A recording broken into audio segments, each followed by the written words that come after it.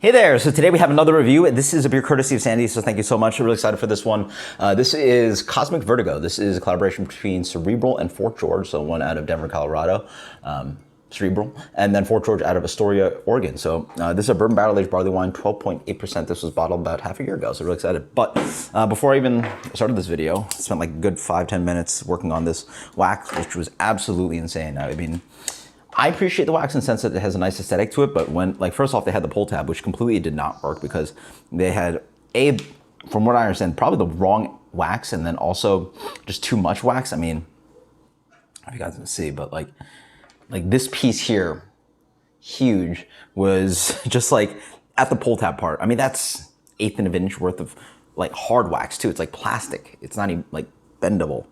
So, yeah, I don't know. Probably should, I mean, breweries, the most important thing to do is make great beer, you know, not really worrying about your wax procedures. But if you're gonna wax your beers, maybe, you know, do some research on what waxes you should use and the proper way to do it without, I mean, there are horror stories of people just really getting hurt trying to open these bottles. I mean, I'll show you after I pour, but like,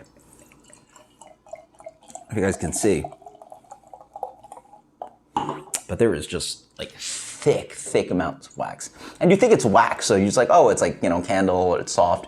You can just like wipe it off and it'll be like completely okay. No, it is, I mean, that's the thickness of the glass, at least, over the thickness of the glass.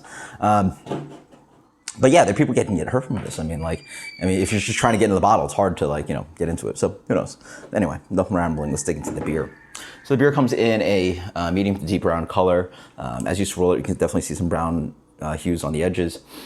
Has a wonderful kind of like a little bit of head, but medium bubbled head on that.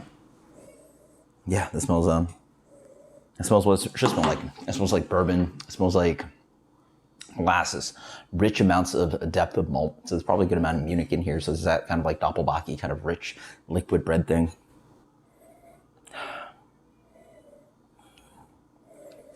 A little bit of like sherry kind of character. There's a good amount of like oxidation driving on this one, but like the good dark beer oxidation, not the hoppy beer, light beer oxidation. I get some it's actually not as sweet as some barley wines, which can be really dark fruity. This one leans a little bit more towards like goji berry, dried dates, booze. Almost a light kind of vinous character, but really relying on sherry. Yeah, cheers. Wow, okay. Very nice, wow. Been a while since I had a really good bourbon barrel-aged barley wine. Fantastic. Really rich amounts of malt on this one. Liquid bread for days and get that doppelbocky kind of feel to it. Werther's Original, you know, listen to Don't Drink Beer. That's one of the references it make. Yes, a lot of Werther's Original, just that really thick, dense kind of caramelly kind of character to it. Lifted up by that bourbon. A lot of wood driving on this one. But sweet, almost like diacetyl with buttery, but it's a good way. So it's like a buttery Werther's thing. But the great thing about this one is that some of those beers are stickily sweet. This one's quite nimble. It has a good amount of boozy bounce to it. It's actually like a medium to medium plus mouthfeel at most. It's actually not that thick of a beer. Yeah. The bourbon character. And then there's a rich smack of like fruit, almost like fruit cake, Christmas cake, and then a little bit of spice and cinnamon dancing there. There's really well executed beer. And then the woody tannins just like drive around there. There's a good amount of rich whiskey bourbon note dancing in here, so that like it stays skinny and thin while still being rich and decadent, right? A lot of these beers, I mean, generally the ones I prefer, literally like drinking, almost like drinking wort, right? It's just like big, rich, like syrup bomb in your face, you know, wrapped around with all this bourbon. This one's got these pretty notes and the complexity in there, the fruit, the rich complex malt notes, the bready notes in there, that candy note. But it's also kept light by this barrel structure that keeps the beer, you know, with some levity. That's delicious.